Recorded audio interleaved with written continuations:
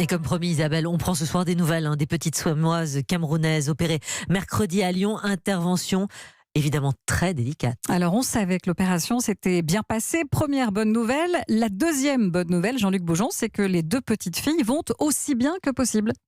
Ah oui, Isabelle, elles vont même bien. L'une, Eyanga, n'a plus besoin de soins à l'hôpital, mais elle y reste quand même pour ne pas s'éloigner trop de sa sœur Bissier, qui elle souffre d'un problème cardiaque détecté avant l'opération et pour lequel elle fait ces jours-ci des examens complémentaires. Donc pas de complications post-opératoires pour les jumelles, désormais c'est comme ça qu'on dit, qui apprennent peu à peu à apprivoiser leur corps désormais autonome. Malgré tout, elles ont encore besoin d'être proches, explique le professeur Pierre Evemur, qui a dirigé l'opération à l'hôpital Femmes-Mères-Enfants. Dès le lendemain de l'opération, elles se sont rapprochées l'une de l'autre. Elles se sont exactement mises dans la même position qu'elles avaient avant la chirurgie. Alors bien sûr, on a respecté cette position qui était une position naturelle pour elles. Et puis progressivement, avec le temps, avec l'aide de la maman, on a pu progressivement donc les séparer. Et hier, j'ai croisé Yanga dans les couloirs, qui était toute seule. Elle était parfaitement souriante et elle ne pleurait absolument pas. Voilà, l'opération longuement préparée en amont s'est donc déroulée de façon presque idéale, avec une bonne dose d'émotion quand même au moment du réveil, explique Solène Rémy, pédiatre réanimatrice. En parlant français, des mots doux, des mots simples, aller dans le contact, on les a fait se toucher. Le contact physique les a beaucoup rassurés, la présence de la maman qui a pu être en permanence dans la chambre, c'était assez émouvant effectivement.